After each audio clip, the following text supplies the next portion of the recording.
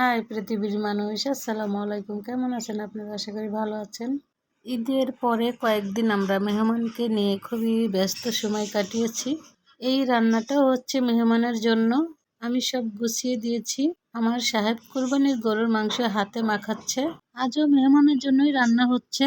বাসায় ছোট্ট একটি অনুষ্ঠান হবে। আমার সাহেব হাতে মেখে কুরবানির মাংস রান্না করবে। সমস্ত মশলা দিয়ে মেখে নিয়েছে, কিন্তু আদা রসুনটা দিতে ভুলে গিয়েছি। এই পর্যায়ে আদা রসুনটা দিয়ে খুব সুন্দর করে রান্না করে নিব। এছাড়াও 3.5 কেজি চালের পোলাও রান্না করা হবে। 2টি পাতিলে ঘি ডালডা সবকিছু দিয়ে খুব চমৎকার করে রান্না করে নিব। দেখে বুঝে নিও, প্রতিটা আইটেম আলহামদুলিল্লাহ খুব সুন্দর হয়েছে। বড় একটি গ্লাস কাপ মাছ ভুনা করেছি টমেটো দিয়ে। চিকেনটাও ভেজে রান্না করেছি।